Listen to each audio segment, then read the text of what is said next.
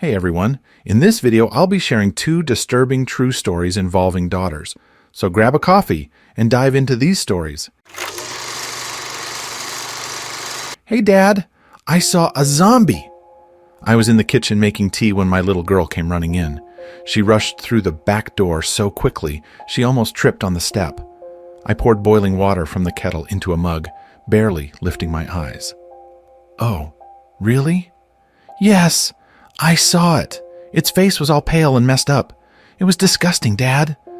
I put the kettle back and grabbed the milk. I sighed internally. I really needed to be more careful about what I watch on TV at night. Rosie has a habit of sneaking downstairs at night, and last week she caught me watching The Walking Dead. Since then, she's been thinking about zombies all the time. I keep telling her they're not real, but it doesn't seem to make a difference. Sweetie, what did we say about zombies? I took the tea bag out of the mug and threw it in the trash. You know, if you keep talking about them, Daddy will get in trouble with Mommy again. Yes, but I saw one. I know, sweetie, but I checked the backyard twice yesterday, and I can promise you it's a zombie-free zone. No, not in the backyard. What? I didn't see it in the backyard. I had the mug almost to my lips, but now put it back down. I turned to look at Rosie. Her hair was messy, and her cheeks were red as if she'd been running. Sweetie, I used my best serious dad voice. I'm going to ask you a question, and I want you to be honest with me. Were you playing in the path behind the house again?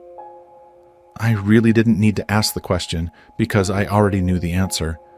Rosie can play in the garden by herself, and sometimes, if she asks for permission first, we let her ride her bike on the path behind our house. It goes through all the neighbors' gardens, but that's all we allow. This area is quite safe, but these days, you can never be too careful. There was a robbery a few streets away a few months ago, and last year someone was mugged on the main road. Several years ago, in a nearby town, a little boy went missing. And that was quite far from here, of course, but it was national news for a few days until the search cooled down, and it made many parents more cautious. Rosie is getting older now, and she's an adventurous girl, but still, limits need to be set. And lately, Rosie has been pushing those limits, riding her bike farther than she should, not coming in immediately when we call her, sneaking out through the back gate when she should be just playing in the garden. As I watched Rosie now, I noticed her face was getting redder. She looked away from me, down at the kitchen floor, and rubbed her feet. Daddy, I only went a little bit down, she said. I promise. I was talking to Mr. Henderson because I saw him in his garden. I said hello and scared him. I sighed. There it was. Mr. Henderson was Rosie's zombie. Yesterday it was the mailman, and the day before it was another neighbor. I took a sip of tea and shook my head. Mr. Henderson was, to be fair, a better candidate than the others. The guy lives alone and looks about 100 years old, with spots all over his face, skin like a deflated balloon. Whenever we talked about the garden fence before, he always seemed friendly enough, just a bit lonely. I couldn't let Rosie go around calling him a zombie. Listen, sweetie, I know you didn't go far or anything, but I don't want you... I came straight back, Dad, Rosie interrupted. She was staring at me now, her big blue eyes pleading. I promise. And I even said no when Mr. Henderson offered me ice cream because I know you don't like me accepting things from strangers. I opened my mouth to respond, then paused. He offered you ice cream? Yes, but I said no. Mr. Henderson really wanted me to come in and get some, but I told him I needed to go home, and then I came straight back here to tell you that I saw a zombie, and I... Rosie was talking now, her voice spinning like a motor, but I had stopped listening. My mind was still stuck on something she had said a moment before. Mr. Henderson really wanted me to come in and get some. I took another sip of tea and frowned. This wasn't good. I didn't mind neighbors talking to my little girl, but I didn't like the idea of them inviting her in, not without us there, even if they were just kindly old loners. I decided I would visit Mr. Henderson later and tell him this. Kindly, of course, but firmly. In the end, though, I didn't get the chance, because a few moments after having that thought, Rosie said something else. something that wiped all other thoughts from my mind and ended any idea I might have had of going to Mr. Henderson's house. She said something that made me feel cold. "Daddy, please don't stop me from playing in the garden. I promise I won't sneak out anymore. I don't want the zombie to get me." "Rosie, I'm not going to stop you from playing in the garden, but you have to promise me a few things too. First, promise me you'll stop calling people zombies. Mr. Henderson might be old, but he's not a zombie." Rosie frowned. "I didn't do that." "What do you mean you didn't? You just came in here calling him one." "No, I didn't. Mr. Henderson isn't a zombie. I saw the zombie at his house, but it wasn't him." I frowned. I had the mug lifted to my lips for another sip of tea, but now put it back down. "What do you mean, sweetie?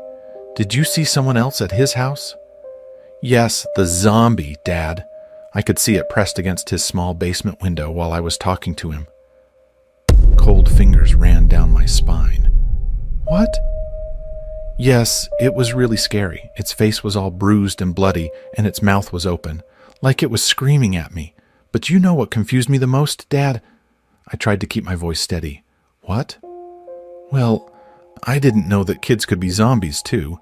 I thought it was only adults. But I guess I was wrong, because what was in Mr. Henderson's basement looked like just a little boy." I remember the first time I heard it.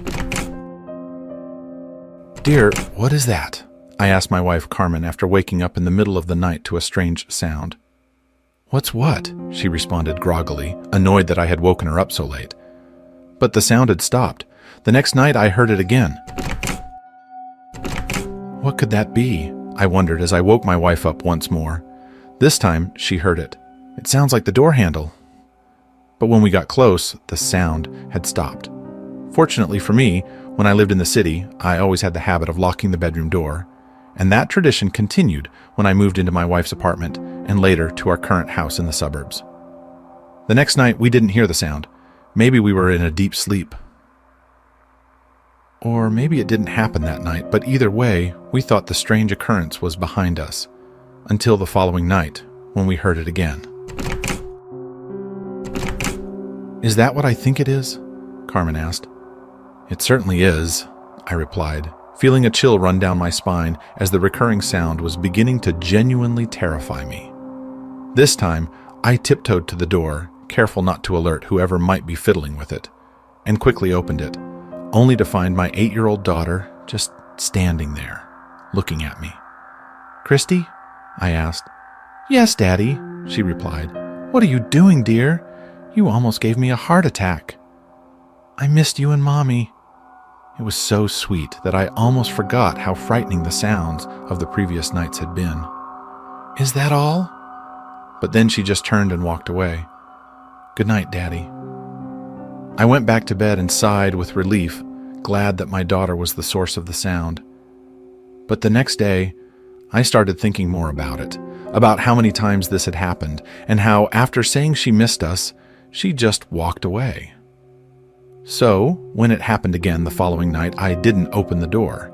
Instead, I just went to it on tiptoe and listened. I heard my daughter fiddling with the door handle, turning and twisting, clearly trying to open it while we slept. Or at least she must have thought that. It was then that the whole situation really began to terrify me. If she was trying to open the door and come into the room while my wife and I were asleep, what did she intend to do? I became obsessed with this thought, to the point where I couldn't get back to sleep that night, and I came up with a plan to find out what was going on. So, the following night, I did what any rational parent would do when their child was unusually turning the bedroom door handle every night, and I left the door unlocked. And so, after pretending to fall asleep, I lay in bed, waiting, passing the time on my phone to stay awake. Until a few hours later, in the middle of the night, I heard a new sound. Not the handle turning back and forth. No, this time I heard just the handle turning, followed by the creaking of the door opening. I immediately turned off my phone and closed my eyes, just enough to see through them, and pretended to be asleep. What happened next still haunts me. Lying there in the dark with my eyes half closed, I saw the blurred figure of my daughter open the door, close it behind her, and walk slowly to the side of my wife's bed. She must miss her mother after all, I thought, giving her the benefit of the doubt. Until I carefully turned my head, slow enough so my daughter wouldn't notice I was watching, and saw my 8-year-old daughter pull out a kitchen knife from behind her pajamas. She raised it above her head and swung it toward my sleeping wife, not before I could reach out and grab the blade with my hand, letting out a loud scream. "Hey, Christy, what are you doing?" But she didn't answer. She only let out a loud hiss and seemingly slipped out through our bedroom door, down the hallway, and back to her room, where we heard the door slam. We locked Christy in her room that night before my wife took me to the hospital. While I recounted the events of the night, my injured hand was more than enough evidence to convince her of what had happened. I wish I could say that, after we returned, my daughter went back to normal. The sound of the handle stopped, and we went back to being a family, living happily ever after. But when we got home that morning, Christy had broken her bedroom door and escaped from the house. She was never seen again. To this day, I wonder where my daughter might be, still locking my door every night. I can only hope others do the same. This is John Dark. Did you like the stories? I recommend watching this other video where I share one of the most terrifying stories posted on Reddit. If you enjoyed the video, give it a like and subscribe to the channel to stay updated on more stories like these. See you next time.